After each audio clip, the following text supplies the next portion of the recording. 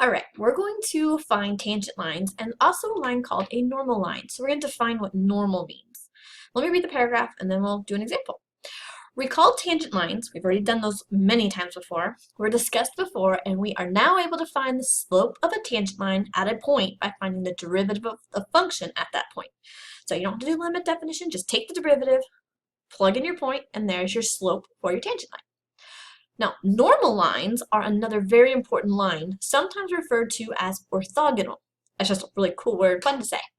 Or it means the line perpendicular to the tangent line. So if this is your tangent line here, so let's call him tangent, then the normal line is the one which is perpendicular. So roughly speaking, this would be your normal line. Okay, so let's see what the question asks. Example, show that the point 2, -4 lies on this curve. This is a basic question. What does it mean though? You have to remember, in order for a point to lie on the curve, it has to satisfy the equation that defines the curve. So remember, this is your x and your y. If you plug that into your equation, does it satisfy? Does it have a true statement? So let's try it. So xy plus 2x minus y equals 0. Our x is 2, our y is -4, plus our x is 2, and our y is -4. Work it out. So -8 plus 4 plus 4, does that equal 0? Yes. So this point does in fact lie on the curve. It satisfies the equation. So because it lies on the curve, let's find the tangent line to the curve at that point. So how do we find the tangent line? You first got to find the slope of the tangent line, which simply means find the derivative. Wait, the derivative, look at our curve. How are we going to find the derivative of this curve? Well, I can't write y prime or dy dx. I can't write y prime or f prime because it's not solved for y or solved for f of x. It's dy dx is what we're looking for, the derivative of the y with respect to x. So we're going to have to find the derivative here using implicit. Could you solve for y? Maybe, but we need to practice implicit, so let's do so. All right, so our problem, we have xy plus 2x minus y equals 0, and our job is to find the derivative with respect to x. So d dx on both sides. All right, the first term here is x times y. So what do we need to apply? Product rule. So we're going to call x u, we'll call y the v. So the derivative of x times y. Product rule says we need derivative of u, derivative of x is 1, times the original y, plus the original u times the derivative of v. The derivative of y with respect to x is dy dx.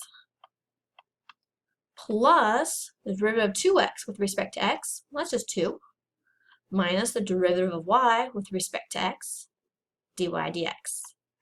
Now what's the derivative of 0? Well, 0 is a constant, so it's still going to be 0 when you take the derivative.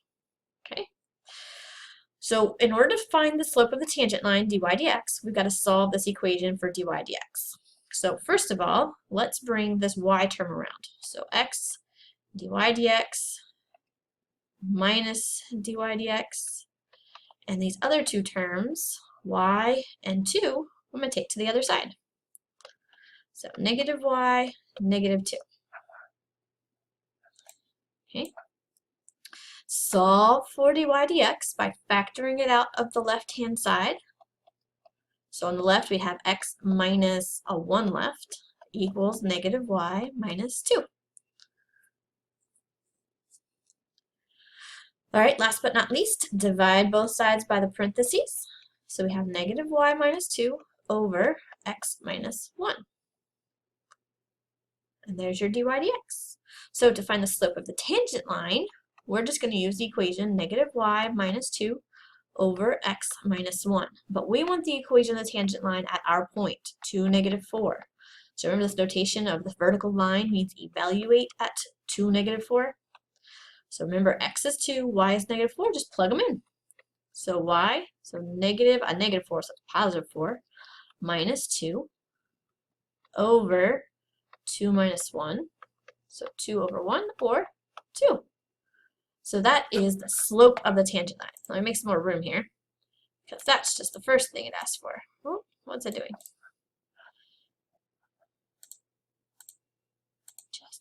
Oh, it won't let me make room.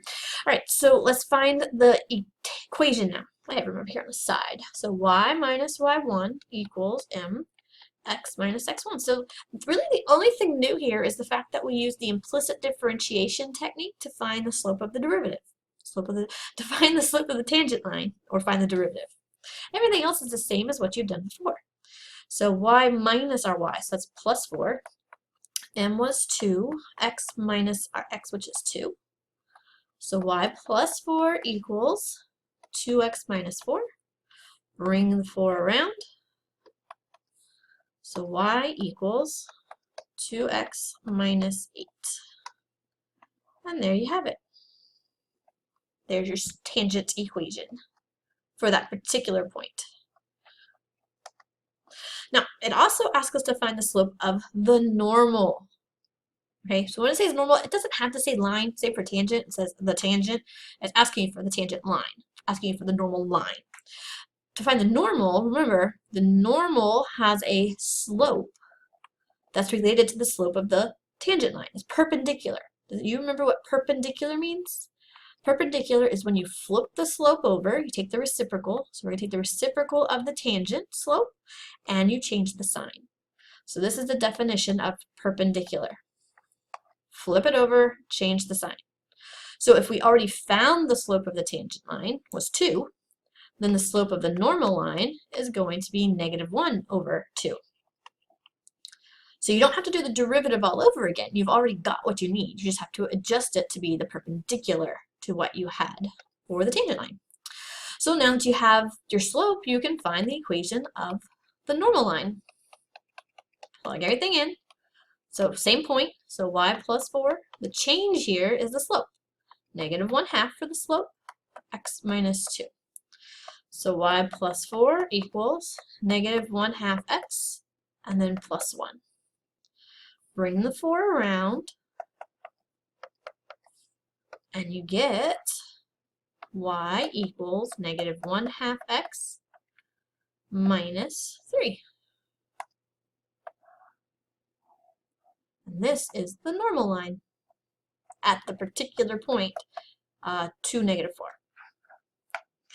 All right, part D. Find the normals to the curve which are parallel to this line. Do you remember what parallel means? Same slope. So we want the same slope as this line here. How do we find the slope of that line? Solve for y, get the y equals mx plus b form, and that will give you your slope. So to do that, we keep the y, we bring the 2x around, so -2x. There's your slope, m equals -2.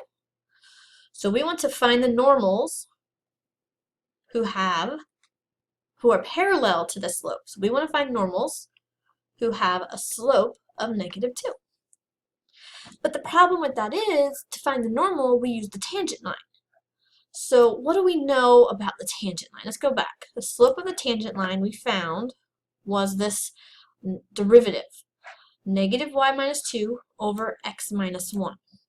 So if we know the slope of the tangent line, -y, I already forgot, minus 2 over x minus 1. How do we relate what we're looking for with the x and y? Well, how do we relate normal and tangent? They're perpendicular, so they're reciprocal, the negative reciprocal of each other. So flip one of them over and change their sign. If I were you, I would do the number. So we know that this normal, if we do the negative reciprocal, flip it over, so 1 over 2, change the sign so it's positive. That's the slope of the tangent line. That's their relationship. So by setting them equal to each other, you're able to solve for the x and y to find out when the normal will equal -2. So you take what you know, -2 is what you want your normal to be. You set it equal to your relationship that you have with x and y, and you solve for x and y. So if we solve this, multiply both sides by the denominator to get rid of the denominator. So we have negative y minus 2 equals 1/2 times x minus 1.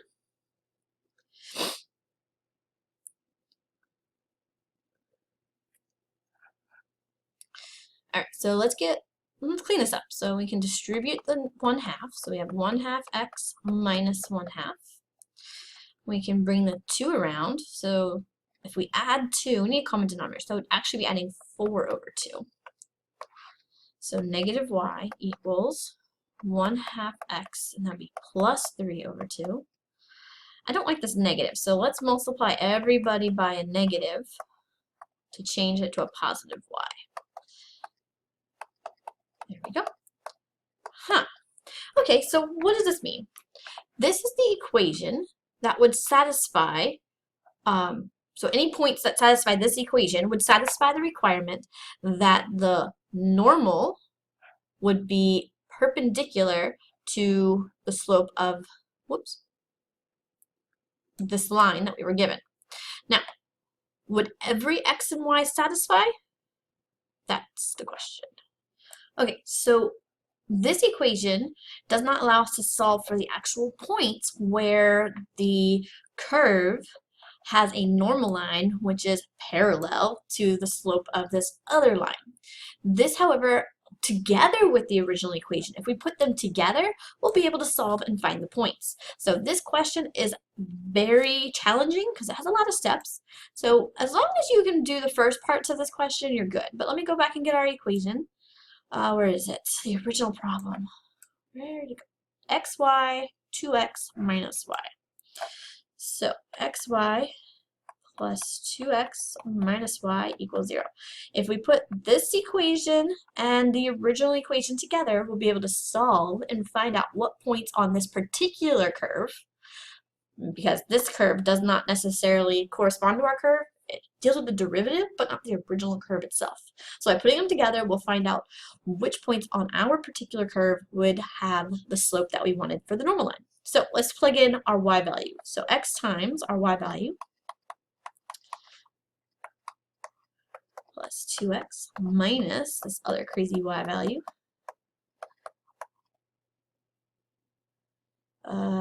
equals 0. All right, let's work it out. So we distribute our x, so negative 1/2 x squared minus 3/2 x plus 2x. Distribute the negative, so that'd be everything positive, so 1/2 x plus 3/2 equals 0. Combine the like terms together. Let's see, I only have the 1x squared, so let's leave that. So negative 1/2 x squared. X, is there a couple? We have x, x, x. So let's put the halves together. So negative 3/2, positive 1/2. That would be negative 1x plus 2. So that's plus 1x, and then plus 3/2. Now, I'm going to solve for x. So I would like to get rid of the fraction. To do that, you multiply all the way across by a 2. So, actually, let's do a negative 2, and then we get rid of that negative sign in front. That'll make it easier to factor if this is factorable. So x squared minus 2x minus 3 equals 0. Can we factor that?